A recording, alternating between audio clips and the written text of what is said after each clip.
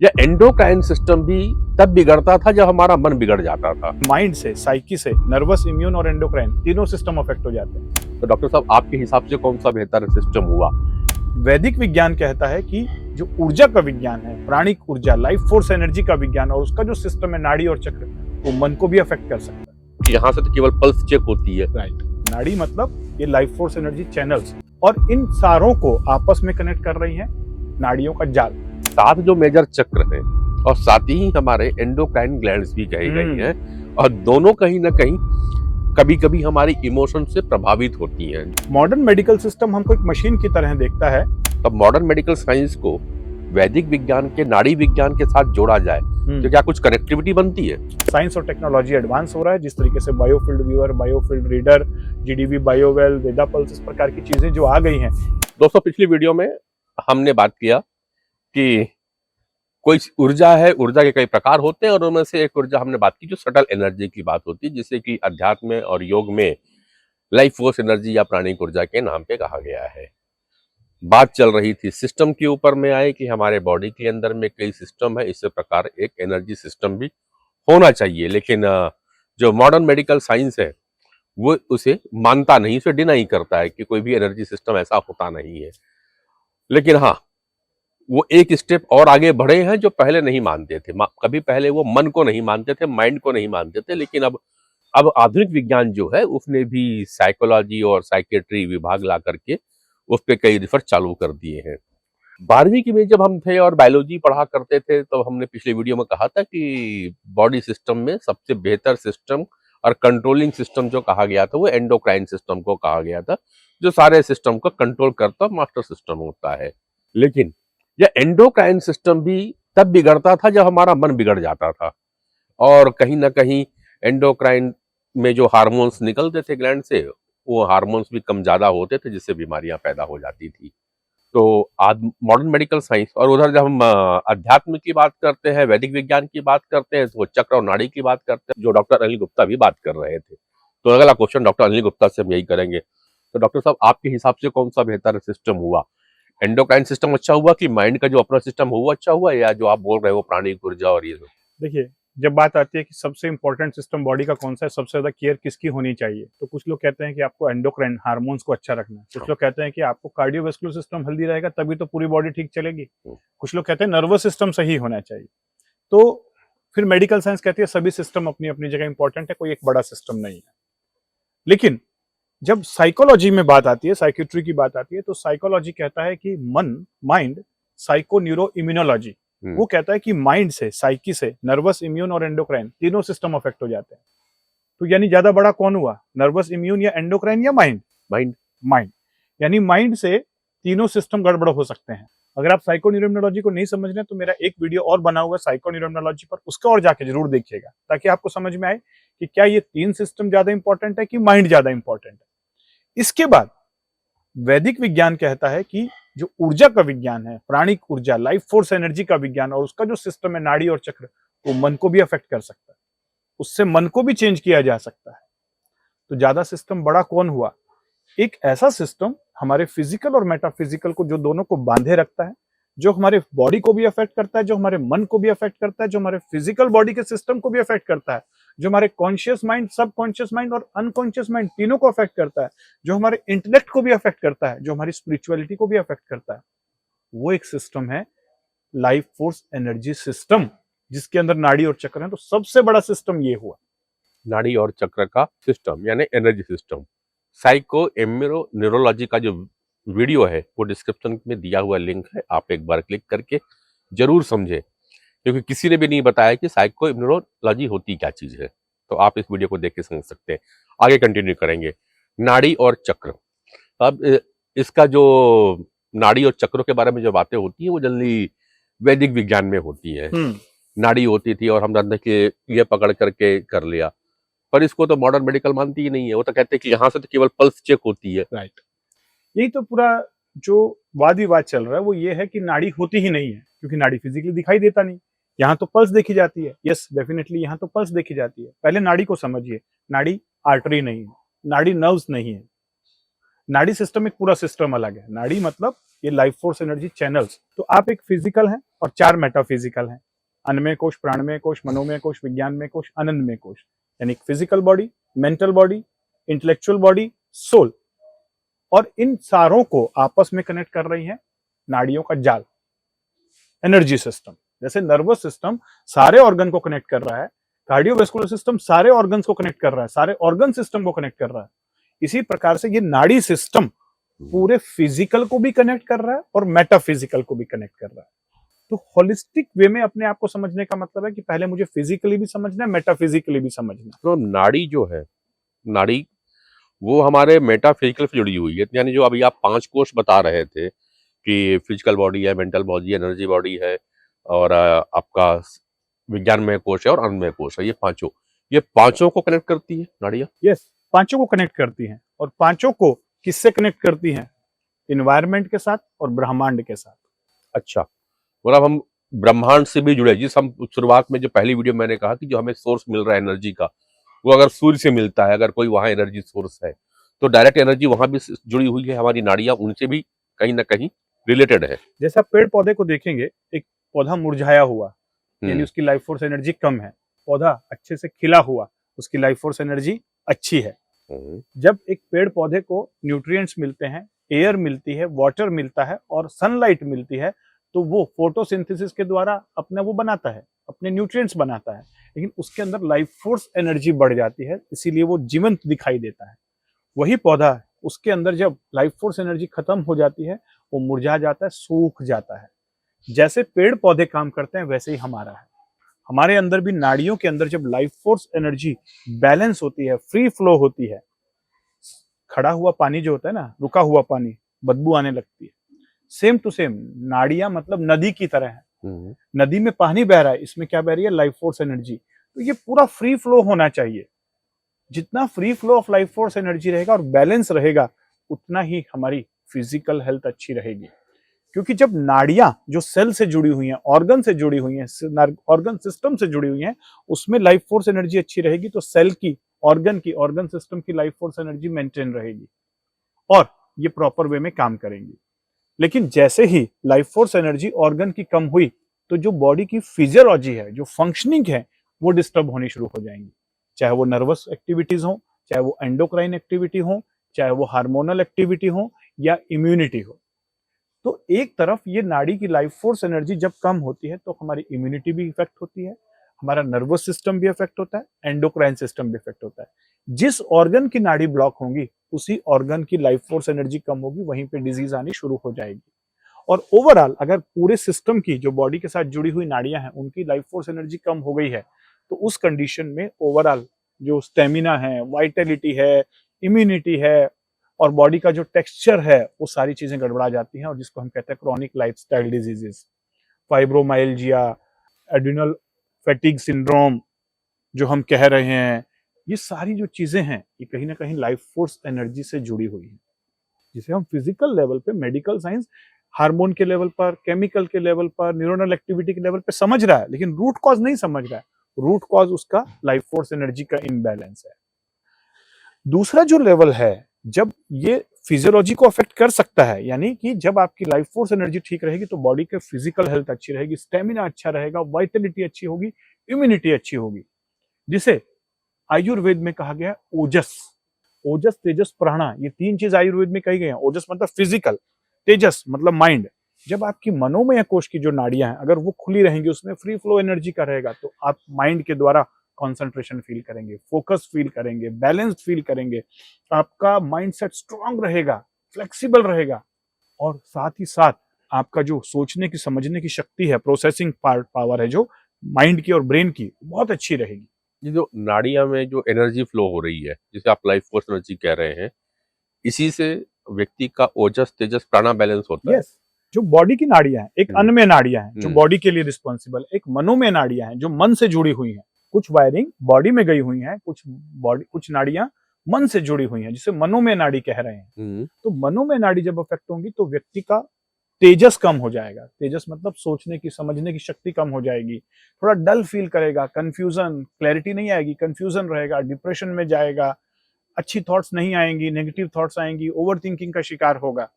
मनोमय कोश, जैसे आपने फिजिकल बॉडी पे देखा, अब ये मनोमय कोश की बात हो रही है।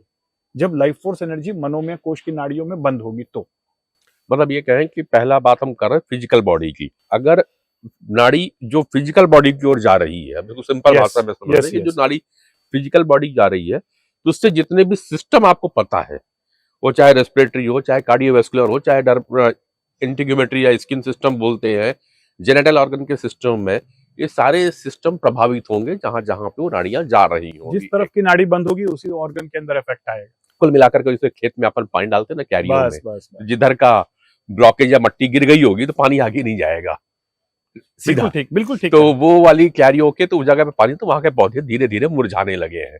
तो इसी असर आपकी इसमें भी पड़ता है। ये तो दृश्य हुआ जो आपको विजिबल दिख रहा है, लेकिन एक अनविजिबल भी है, और वो होता है आपका मन, जिसकी मन। डॉक्टर तो वही बात कर रहे थे। तो उस पे पूरा का पूरा चेहरा ही डल टाइप का दिखाई, जिसको आप तेजस बोल रहे थे। तो मनोमय कोश में अगर नाड़ी का फ्लो कम हुआ माइंड की ओर, तो उस जगहों पे आपका चेहरा डल हो जाएगा, क्लियरिटी नहीं आएगी, आप अचानक ही कुछ थका बुझा बुझा सा आप रहने लगते हैं। मतलब ये हुआ।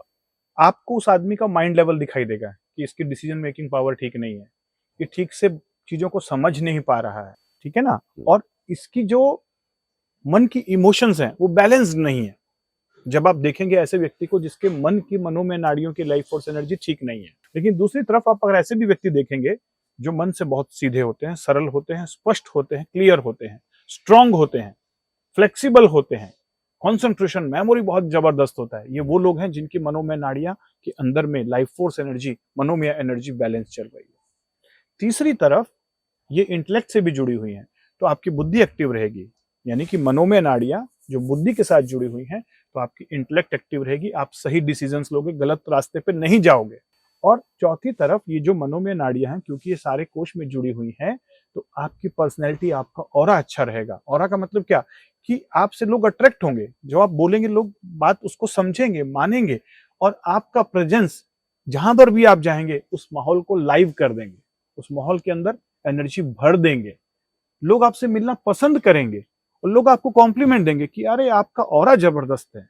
ये ऑरा मतलब क्या कि हम जो रेडिएट करते हैं, जो एनर्जी, वो नाड़ियों की एनर्जी ही है। तो जब हमारी एनर्जी ओवरऑल बैलेंस रहती है तो हमारा ऑरा जबरदस्त होता है, लोग हमसे कनेक्ट होते हैं, सोशली हम इम्पैक्ट डाल पाते हैं, और मन से अच्छी अच्छी बातें, अच्छे अच्छे विचार आते हैं, इंटेलेक्ट बहुत हाई होती है, फिजिकली स्टेमिना होता है।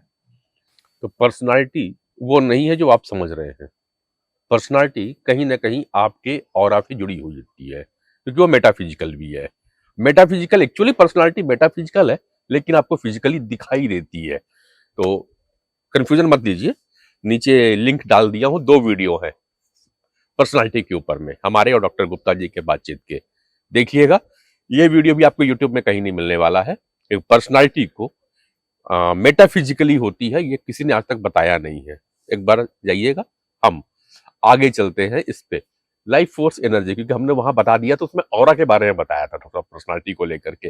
टॉपिक आगे एक पार्ट और कंटिन्यू कर लेता हूँ आपके साथ में।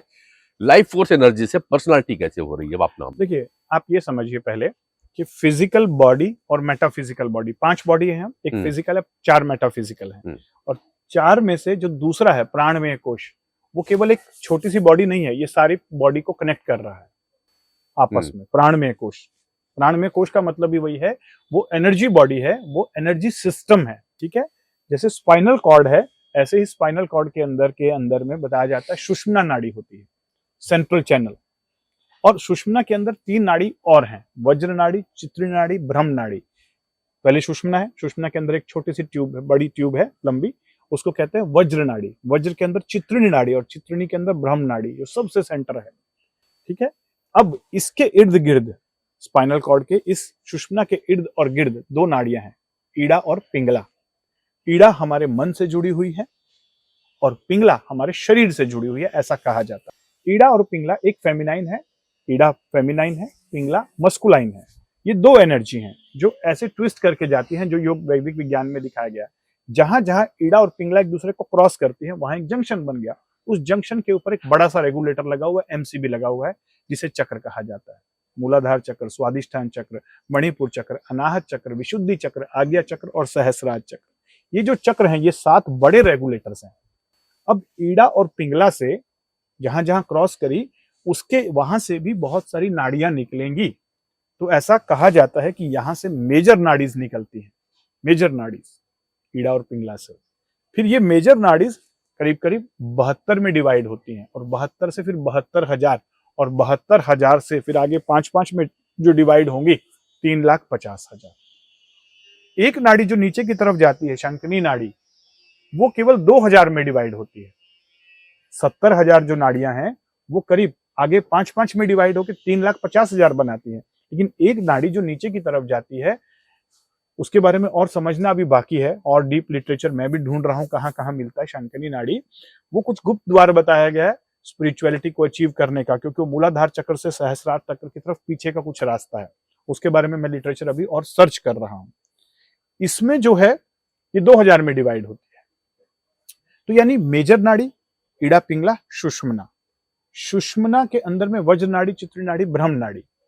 अब ये जो नाड़ियां हैं ये 72,000 में डिवाइड और 72,000 से 3,50,000 और 2,000 शंकिनी नाड़ी के रास्ते 3,52,000 और ईड़ा पिंगला सुषुम्ना वज्र नाड़ी, चित्री नाड़ी, ब्रह्म नाड़ी 3,52,000 6 नाड़ियां। इस प्रकार से मेजर, माइनर, माइक्रो और माइक्रो माइक्रो का जाल बिछा हुआ है नाड़ियों का।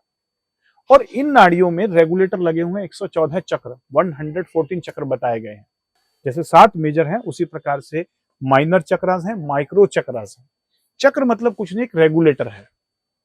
अब ये जो नाड़ियां हैं फिजिकल बॉडी के अंदर भी हैं, मन से भी जुड़ी हुई हैं, मनोमय कोश से जुड़ी हुई हैं, इंटेलेक्ट बुद्धि विज्ञानमय कोश से भी जुड़ी हुई हैं और सोल से भी जुड़ी हुई हैं।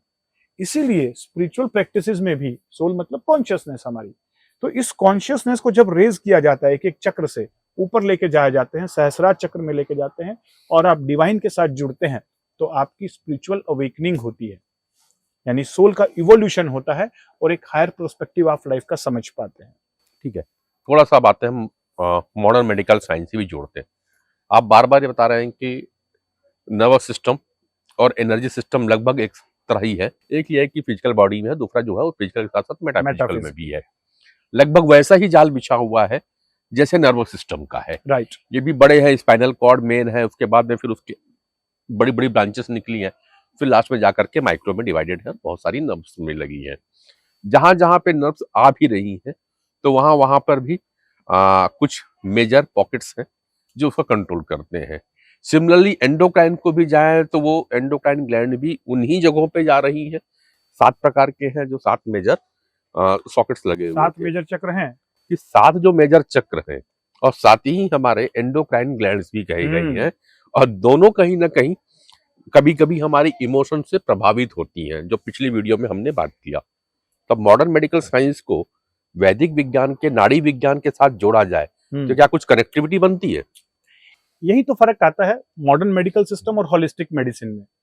मॉडर्न मेडिकल सिस्टम हमको एक मशीन की तरह देखता है और हर पार्ट को अलग अलग देखता है, लेकिन जो होलिस्टिक मेडिसिन है वो पर्सन को एज ए होल समझता है। एज ए होल मतलब समझने का एक वो फिजिकल है, कुछ मेटाफिजिकल है। तो मेटाफिजिकल में क्या क्या आता है? उसका मन, conscious mind, subconscious mind, unconscious mind, फिर उसकी बुद्धि, उसका इंटेलेक्ट, उसकी सोल, उसके इमोशंस, उसके फीलिंग्स, उसका एनवायरनमेंट, उसकी एनर्जी, उसका लाइफस्टाइल, उसकी डाइट, ये सारी चीजें जब समझी जाती है दैट बिकम होलिस्टिक मेडिसिन। अब ये जो सारी चीजें अफेक्ट करती हैं ह्यूमन बीइंग को, ये एनर्जी के लेवल पर है, ये बीइंग पार्ट है। जब आप ह्यूमन के साथ बीइंग को भी हैंडल कर लेते हैं, समझ लेते हैं, तो इट बिकम होलिस्टिक मेडिसिन। और इन सारों को आपस में जोड़ने का जो काम है वो एनर्जी सिस्टम करता है।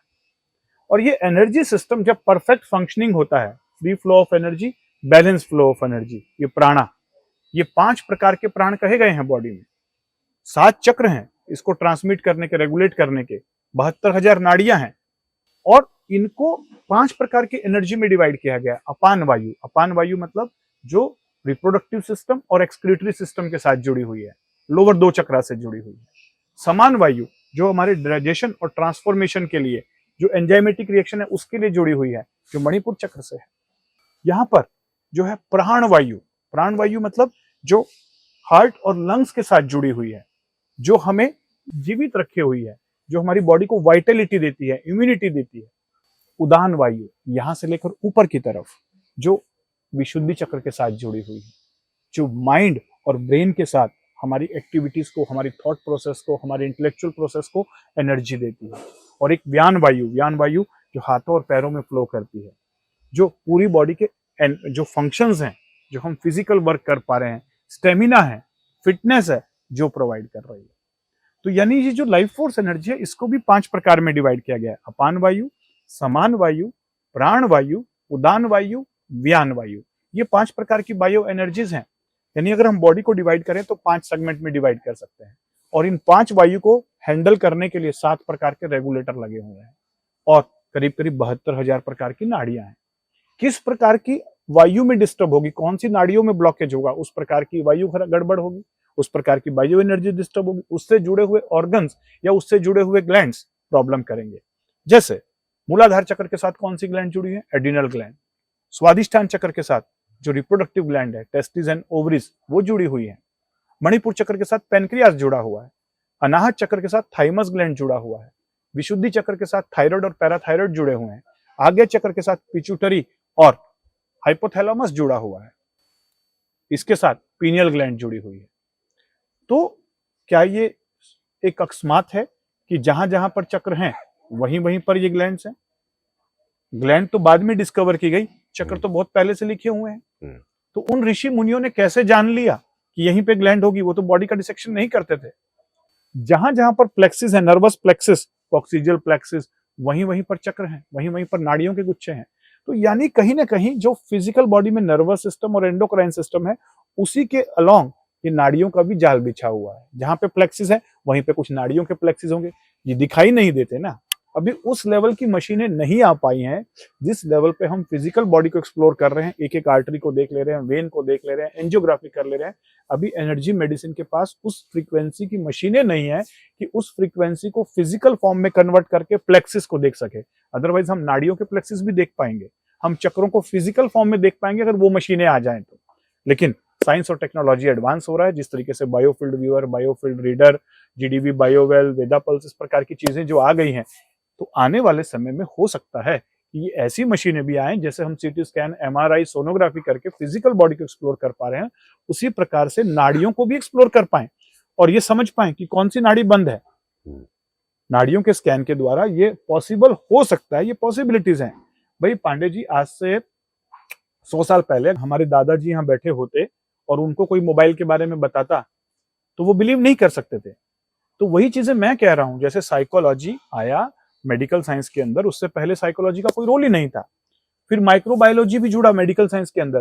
पहले तो सोचा जाता था कि डिजीजेस जो हैं वो केवल फिजिकल चीजों से होती हैं, लेकिन जब वायरस और बैक्टीरिया की खोज हुई, माइक्रोस्कोप आया, इलेक्ट्रॉन माइक्रोस्कोप आया, तब समझ में आया कि कुछ नॉन ऐसी लिविंग चीजें हैं जो हमें नंगी आंखों से दिखाई नहीं देती। पूरा माइक्रोबायोलॉजी का सब्जेक्ट आ गया। तो इसी प्रकार से ये नाड़ियों का विज्ञान जो है, हो सकता है कि अभी हम नहीं समझ पा रहे हैं क्योंकि मशीनें नहीं है और जो दिखता है वही माना जाता है। तो वो मशीनें लाने की जरूरत है जो हम उस फ्रीक्वेंसी पे जाके हमारे प्राणमय कोश को कैप्चर कर सके, नाड़ियों को देख सके, और नाड़ियां अगर देख ली गई तो ये शायद पता चल सके कि कौन सी नाड़ी ब्लॉक है। ये नाड़ियों के ब्लॉक होने के कारण अलग अलग हैं, वो भी हम बात करेंगे, लेकिन मैं बात कर रहा हूं पहले कि क्या ऐसी मशीनें लाई जा सकती हैं। साइंस और टेक्नोलॉजी अगर रिसर्च करे, क्वांटम फिजिक्स बेस्ड ऐसी फ्रीक्वेंसी डिवाइस लाई जा सकती हैं। और लाने के बाद जब हमें समझ में आए कि हाँ, यहाँ पर कुछ ब्लॉकेज है, चाहे वो ब्लॉकेज का कारण कुछ भी रहा हो, चाहे उसका डाइट रहा हो, लाइफस्टाइल रहा हो, तो उस ब्लॉकेज को क्या हम फ्रीक्वेंसीज के द्वारा ठीक कर सकते हैं। वो फ्रीक्वेंसीज अगर वहां पे जाके उस ब्लॉकेज को खोल दें और लाइफ फोर्स एनर्जी फ्लो होनी शुरू हो जाए, तो वो ऑर्गन की जो एनर्जी है वो वापस हो जाएगी। जैसे आधा मुरझाया हुआ पौधा है, उसको लाइफ फोर्स एनर्जी नहीं मिल रही है, उसे धूप में रख दें या उसमें पानी डाल दें, खाद डाल दें, फिर से फूल खिलने शुरू हो जाते हैं। इसी प्रकार से हम ह्यूमन बीइंग भी एक उसी संरचना का हिस्सा है। हमारी भी नाड़ी सिस्टम है और उसके अंदर अगर फिर से लाइफ फोर्स एनर्जी का प्रवाह होना शुरू हो जाए तो शायद जो डिजीज आ चुकी है उसे वापस रिवर्सल किया जा सके, जो ऑर्गन्स डिजनरेट हो रहे हैं उन्हें वापस रीजनरेट किया जा सके। ये आने वाले समय में रिसर्च का विषय हो सकता है। बिल्कुल। अभी लाइफ फोर्स एनर्जी की जब आप बात कर रहे हैं और हम फिजिकल बॉडी की बात कर लिए, मॉडर्न मेडिकल साइंस की बात कर लिए, बार बार आप क्वांटम डिवाइसेस की बात कर रहे हैं, क्वांटम फिजिक्स की भी आप बात करते हैं। और कह रहे हैं कि आने वाले समय में कुछ मशीनें आ जाएगी। तो अभी तक वैदिक विज्ञान को समझने और समझाने के लिए मॉडर्न मेडिकल साइंस और क्वांटम जो साइंस आई है, क्वांटम मेडिसिन जो आ गई है, क्वांटम मशीनें आई है, वे कहाँ तक पहुंची, उनकी जर्नी कहाँ तक आई है? तो पहले हम थोड़ा सा एक थ्योरेटिकल पार्ट समझते हैं, फिर उसको और प्रैक्टिकली समझते हैं। तो अभी तक हमने ये समझा कि फिजिकल पार्ट है, मेटाफिजिकल पार्ट है, या हमारा एक फिजिकल एग्जिस्टेंस है, मेटाफिजिकल एग्जिस्टेंस है, और इन दोनों एग्जिस्टेंस को जोड़ने वाला एक सिस्टम है जिसे हम कह रहे हैं एनर्जी सिस्टम, जिसमें नाड़ी और चक्र हैं।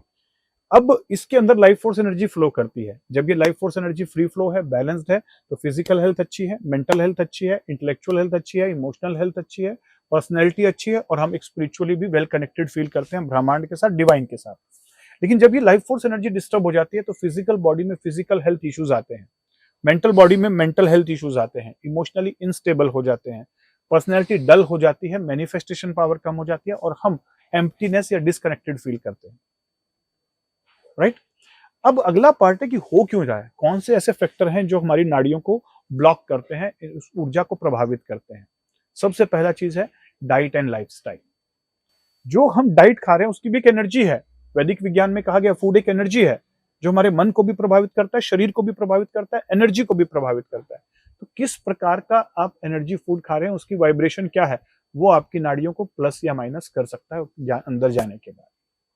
किस प्रकार के इन्वायरमेंट में आप रह रहे हैं, आप अनहेल्दी इन्वायरमेंट में रह रहे हैं जहां पॉल्यूशन है, पॉल्यूशन के बियॉन्ड अनहेल्दी एनर्जी भी तो है वहां पर। पॉल्यूशन एक अनहेल्दी पार्टिकुलर एनर्जी है, लेकिन कहीं सटल एनर्जी भी ऐसी है जो नेगेटिव हो सकती है, वो भी हमें अफेक्ट करती है। गंदगी वाले स्थानों की एनर्जी डाउन फील की जाती है। क्लटर्ड एनर्जीज हैं, बहुत ज्यादा लोग एक जगह पे रह रहे हैं, तो वो एनर्जीज भी हमें अफेक्ट करती है। Lifestyle, sedentary lifestyle, sitting is next to smoking. अगर लगातार हम बैठे रहते हैं तो हमारी जो नाड़ियों का फ्लो है वो बंद हो जाता है। मूवमेंट से नाड़ियां खुलती हैं, इसलिए योगा, प्राणायाम, जो थाई चीज है, जो कीगोंग है, जो प्रैक्टिस है, इसमें बॉडी को मूवमेंट कराया जाता है। इवन जिम से भी नाड़ियां खुलती हैं आपकी, जब आप बॉडी के अंदर मूवमेंट देखते हैं, घूमने से, चलने से। तो मूवमेंट जितना करेंगे, movement heels and sitting kills. तो ये नाड़ियां बंद होती हैं सेडेंटरी लाइफस्टाइल से। माइंड ओवर जब चलेगा, बहुत ज्यादा चलेगा, ओवर थिंकिंग होगा, स्ट्रेस होगा, तो मन की नाड़ियां बंद हो जाएंगी। जब हम गलत लोगों की संगति में रहते हैं, कंपनी, अगर आसपास ऐसे फ्रीक्वेंसी के लोग हैं जिनकी फ्रीक्वेंसी और अच्छा नहीं है, तो वो एनर्जी आपके ऊपर भी ट्रांसमिट हो रही है, वहां से भी आपकी नाड़ियां ब्लॉक होती है। इन्वायरमेंट में, आप कैसे इन्वायरमेंट में रह रहे हैं, स्लीप कैसी है आपकी, मेडिटेट आप कर रहे हैं कि नहीं कर रहे हैं। प्राणायाम एनर्जी के फ्लो को बढ़ाता है, स्ट्रेस एनर्जी के फ्लो को घटाता है, सात्विक फूड एनर्जी के फ्लो को बढ़ाता है, जंक फूड एनर्जी के फ्लो को घटाता है। नेचुरल इन्वायरमेंट्स, जो 5 एलिमेंट वाला है, खुले नेचर आपकी फ्लो को बढ़ाती है। कंजेस्टेड इन्वायरमेंट एनर्जी के फ्लो को कम करता है। इमोशनल स्ट्रेस, नेगेटिव इमोशंस आपके एनर्जी के पाथवे को ब्लॉक कर देती है। मोटिवेशन, अच्छी थॉट्स, पॉजिटिव थिंकिंग एनर्जी के फ्लो को बढ़ा देती है। देखा कितनी सारी चीजें हैं जो हमारी एनर्जी के फ्लो को घटा रही हैं और बढ़ा रहे हैं, और इनमें हम डे टू डे लाइफ में इन्हीं के बीच में जा रहे हैं। ओवरऑल आपको एनर्जी ऑडिट करके देखने की जरूरत है कि दिन भर में मैं कितनी एनर्जी इनहांसिंग एक्टिविटी करता हूं और कितनी एनर्जी डिप्लीशन एक्सरसाइज करता हूं। कौन सी ऐसी चीजें हैं जो मेरी एनर्जी को बढ़ा रही हैं, मेरी लाइफ फोर्स एनर्जी को, नाड़ियों के अंदर फ्लो को बैलेंस कर रही हैं, और कौन सी ऐसी चीजें हैं जो मेरी एनर्जी और लाइफ फोर्स एनर्जी सिस्टम को डाउन कर रही हैं। और वही आपका ओवरऑल है। अगर आप लगातार ऐसी स्टेट में चल रहे हैं जिसमें आपकी एनर्जी लगातार ब्लॉक हो रही है, धीरे धीरे डाउन जा रही है, तो कहीं ना कहीं आप फिजिकल हेल्थ इश्यूज और मेंटल हेल्थ इश्यूज का शिकार हो जाएंगे, पर्सनैलिटी डल हो जाएगी। लेकिन अगर आप लगातार जो एक्टिविटीज कर रहे हैं उसमें ओवरऑल दिन भर में आपकी एनर्जी का बैलेंस बढ़ रहा है, तो आपकी लगातार हेल्थ अच्छी होती जाएगी, आपकी पर्सनैलिटी जबरदस्त होती जाएगी, आपके ओवरऑल 7 डायमेंशनल वेलनेस का आप अपने इन्वायरमेंट में लाना शुरू कर देंगे। राइट। तो अभी तक आप तो ये समझ गए हैं कि हम जिस सटल एनर्जी की बात कर रहे थे, जिस हम प्राणिक ऊर्जा, लाइफ फोर्स एनर्जी की बात कर रहे थे, वो है क्या। आप ये भी समझ गए कि जो वैदिक विज्ञान में डिस्क्राइब किया गया है चक्र को, नाड़ी को, वो क्या चीज है और कैसे मेटाफिजिकल और फिजिकल बॉडी का आपस में कनेक्शन रहता है। ये भी आपको समझ में आ गया कि चाहे बीमारी फिजिकल हो या मेंटल हो, कहीं ना कहीं वह नाड़ी से, चक्रों से और लाइफ फोर्स एनर्जी से कनेक्टेड है। वही एक रूट कॉज है इन चीजों का। आप ये भी समझ गए नाड़ी में कैसे ब्लॉकेज होती, किन कारणों से ब्लॉकेज होता है। अगले वीडियो में और डिटेल में अब समझेंगे। वैसे वीडियो बहुत सारे मौजूद हैं इससे कि नाड़ी को खोला कैसे जाए, ब्लॉकेज है तो ब्लॉकेज को खोला कैसे जाए। मगर यहाँ पे अब थोड़े अलग हम बात करेंगे कि नाड़ी जो ब्लॉकेज हुई है वे कहाँ पे ब्लॉकेज है वो देखी जा सकती कि नहीं। First thing. सेकंड, जब एनर्जी है, ऊर्जा है, तो ऊर्जा का एक मापक है, एक उसको नापा जाता है कि इतनी ऊर्जा अंदर पे है किसी भी सिस्टम पे, या इतनी एनर्जी जनरेट हो रही है। तो क्या ये जो लाइफ फोर्स एनर्जी है इसको भी नापा जा सकता है, इसको भी मापा जा सकता है क्या? ब्लॉकेज है तो ब्लॉकेज कहाँ कहाँ पे है और उससे कौन से ऑर्गन प्रभावित होते हैं ये भी नापा जा सकता है क्या? इन सारे विषय बात करेंगे नेक्स्ट वीडियो पे। तो अगर अभी तक आपने चैनल सब्सक्राइब नहीं किया है तो कर लो, क्योंकि इन सब विषयों पे इससे बढ़िया चीजें आपको नहीं मिलने वाली है, जहाँ पे मॉडर्न मेडिकल साइंस और वैदिक विज्ञान को प्रैक्टिकली जोड़ करके बताया जा रहा है नए कॉन्सेप्ट के साथ में। बने रहिए हमारे साथ, यानी डॉक्टर अनिल और नरेंद्र के साथ में मिलूंगा नेक्स्ट वीडियो पे।